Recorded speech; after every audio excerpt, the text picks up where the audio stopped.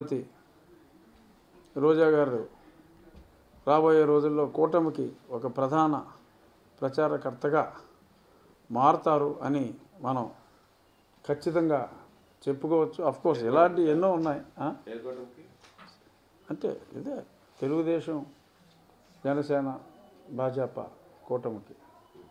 ఎందుకంటే ఇప్పుడు మీరు రాకముందు ప్లే చేశా, రోజా గారు అందరినీ కూడా శ్రీమతి షర్మిలని ఎలా చూసుకుంటున్నారో అలాగే చూసుకుంటారని భవిష్యవాణి వినిపించారు. తరిమేస్తే పర్వాలా, అసలు వారి ఆ మహిళలు ఎవరో వారి తండ్రులకు పుట్టలేదని ఇటువంటి క్యాంపెయిన్ కూడా చాలామంది వ్యక్తిత్వ హననం, ఆపై ఖననం. సో ఇలాగా జరుగుతుందని సూచనప్రాయంగా భవిష్యవాణి ముందే వినిపించారు. సో అది ఇక నిన్న కొంచెం బాధ అనిపించింది. ఎందుకంటే ఇంకా రాజీనామా రేపో మాపు చేయాలి, కానీ ఇంకా చేయలేదు కనుక మా ఆంధ్రప్రదేశ్ ముఖ్యమంత్రికి ఒక సుమారు గంట పైగా, 1 గంట 5 నిమిషాలు ఇఫ్ ఐఎమ్ నాట్ రాంగ్, ఆయన పడిగాపులు కాచి ఆ యాంటీ రూముల్లో, ఆ తర్వాత కేవలం 15 నుంచి 15 నిమిషాల స్వల్ప సమయం మాత్రమే వారికి మాట్లాడటానికి దక్కినట్టుగా.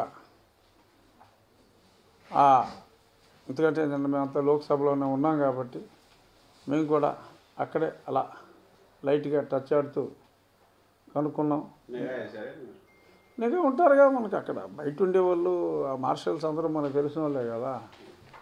కబిన్ కబౌట్ అంటే చెప్పేస్తారు కదా, ఓన్లీ 15 మినిట్స్ అవని చెప్పారు. అవునమ్మా, గంటన్నర ఆంటీ రూమ్లో వెయిట్ చేసిన మాట నిజం. అదే 1 గంట 5 నిమిషాలు. ఆ తర్వాత కాసేపు మాట్లాడుకున్న మాట కూడా నిజం. కానీ ముందు రాసుకున్నారు, కానీ వాళ్ళ సాక్షి పేపర్లో కూడా సిగ్గేసి వాళ్ళు 1 గంటన్నర అనే రాసుకోవాలా, టైం బ్లాంక్ వదిలేశారు. ఊహించుకున్నవాడు ఊహించుకున్నంత టైం రాయలే, అది సిగ్గేసి బ్లాంక్ వదిలేసినట్టున్నారు. మరి 1 గంటన్నర అని రాస్తే అప్పటికే మనం పుచ్చుకుని ఎక్కడో అన్నాం కూడా, అంతసేపు ఏం లేదని. సో మరి అంచేత ఏదో కాస్త మొహాట పడ్డట్టున్నారు.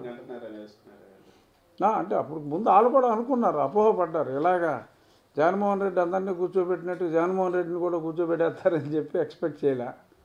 సాక్షివాడు ఇంకేదో పెద్ద